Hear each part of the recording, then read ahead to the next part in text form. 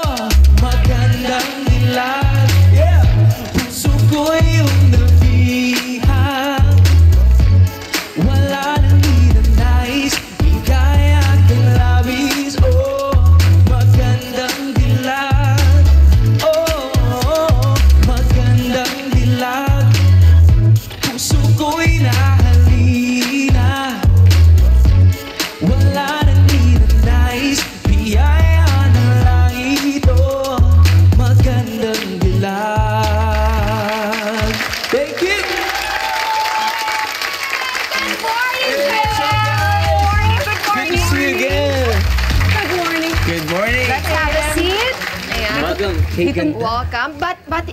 Gamitin mo to booster seat. Oo. Bati ka muna sa ating mga kada. Magandang dilag. magandang kada sa inyong lahat. Yes! Ito na. Magandang dilag kasi. Pero ang tanong, sino ba yung magandang dilag? Sino Wait. ba yung kinakataan Ako ang mo? sasagot. Si Emma Tiglao kaya. Sino ba yung magandang dilag, JM? Magandang dilag sa buhay ko? Oo.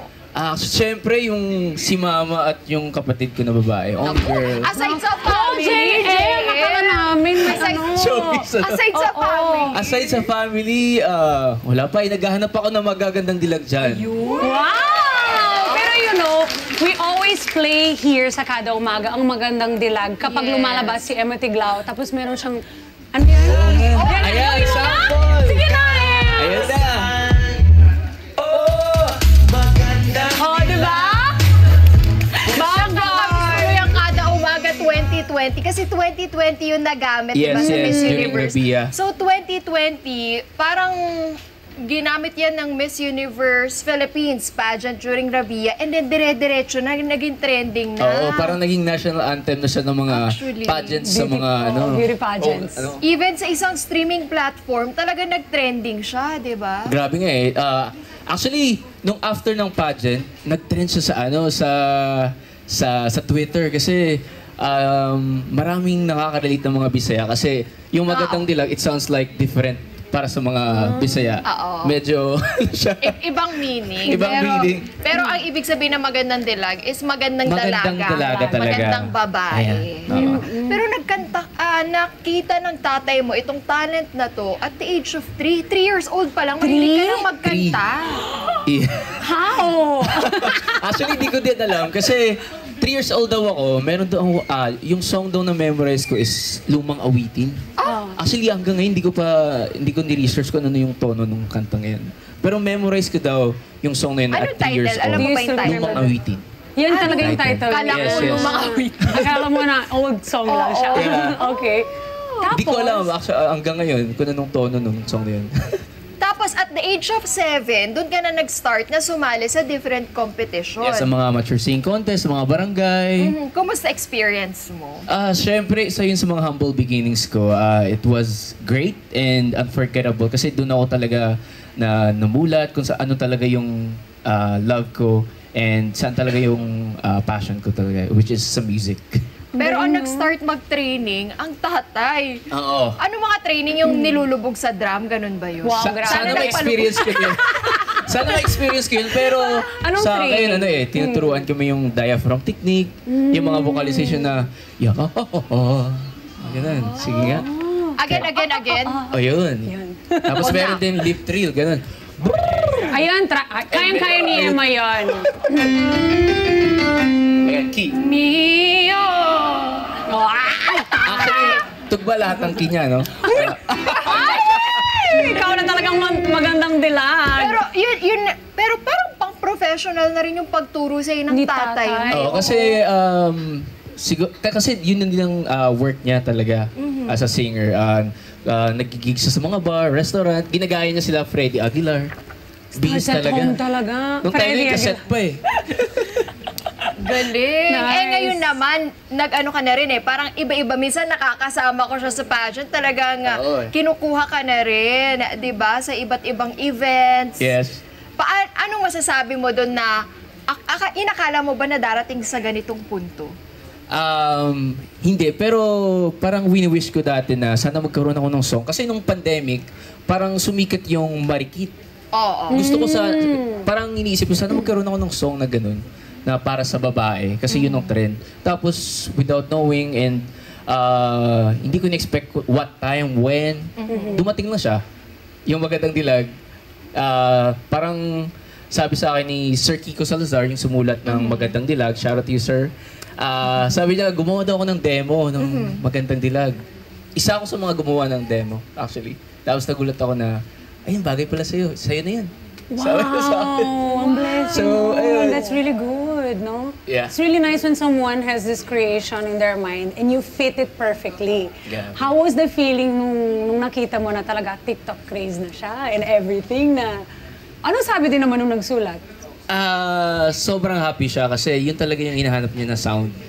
Oo, which is parang fit talaga ta sa boses ko at sa look ko daw na Pinoy na Pinoy. Yeah, actually, totoo. Pero, eto, after Magandang Dilag, I'm sure meron ka na rin plano. Yes. Ibang ipatrend mo na rin sa amin. Meron. Sige, kwento mo.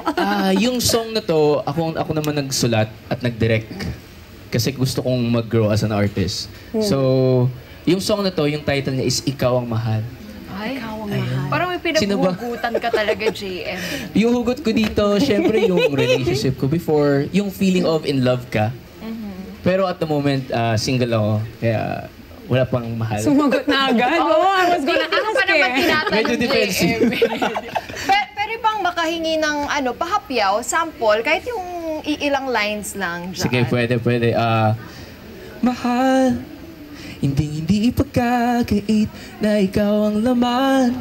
Pag marupok kong puso pag lagi kang nandyan.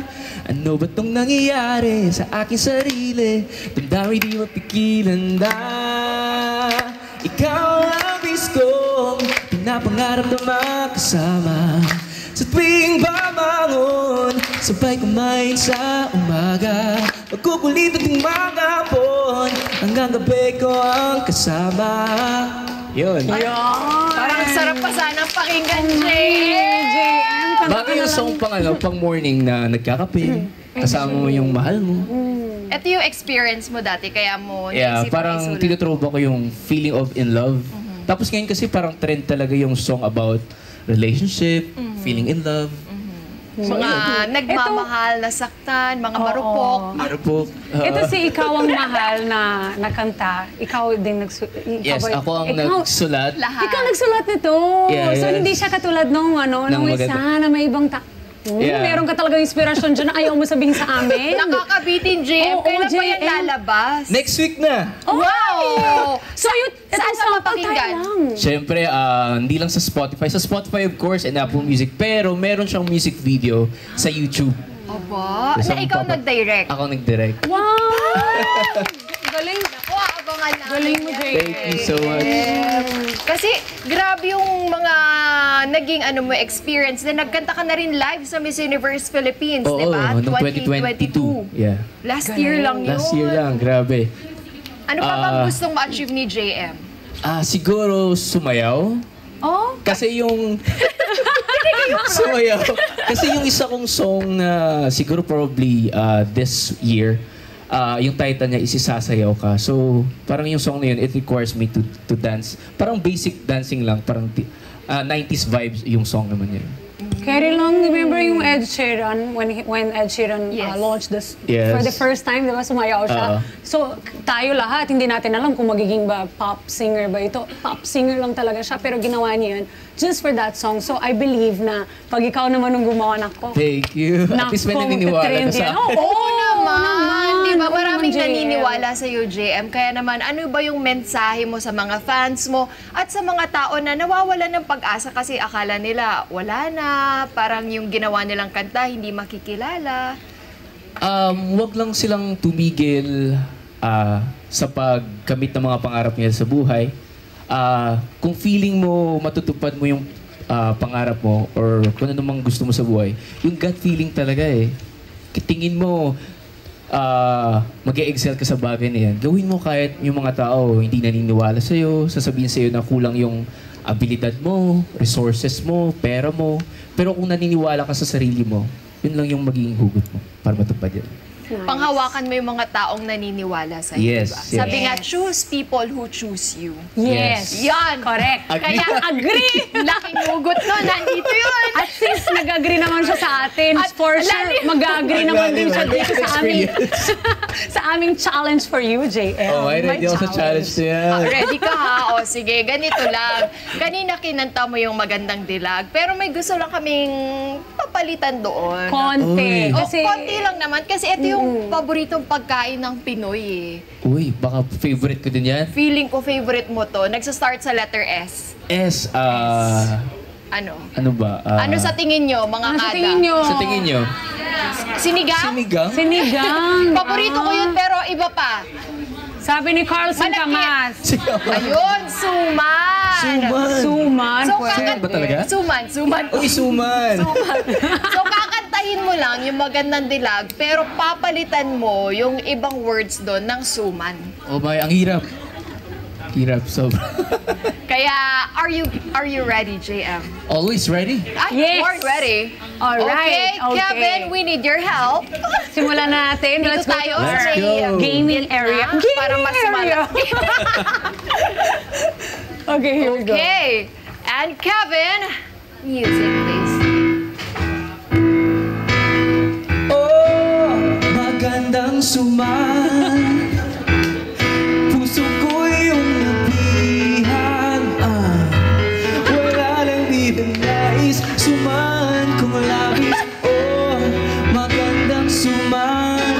Oh, magandang suman. Everyone, let's go! Puso ko yung nabihan.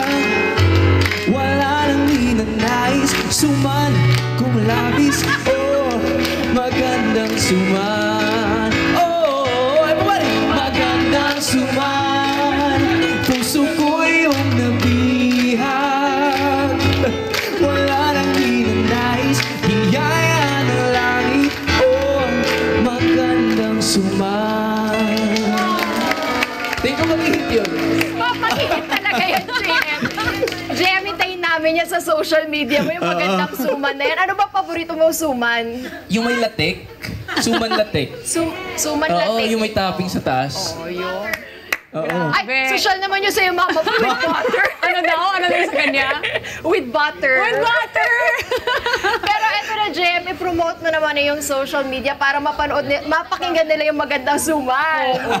Para mapakinggan niyo yung magandang suman, i-follow niyo na ako sa Facebook, Instagram, Twitter, and Threads, of course, yung bagong social media. Para magkaroon kayo ng free suman for 1 year. Totoo ba yan? Sasali kami dyan. Kung hindi sila magsasama. Ayun, thank you very much. Maraming salamat din Thank for you, having thank me. you. Thank you, And thank Good luck. Thank you. For sure, makakasama pa kita sa maraming events. Oo. Ayan, maraming salamat, JM Palace. We're so proud of you. Thank you. Naging part ka na ng Kada Umaga family. Yay! Netizens, for more Kada Umaga updates, i-click lamang ang subscribe button at i-follow na po ang Net25 social media pages at Net25 TV.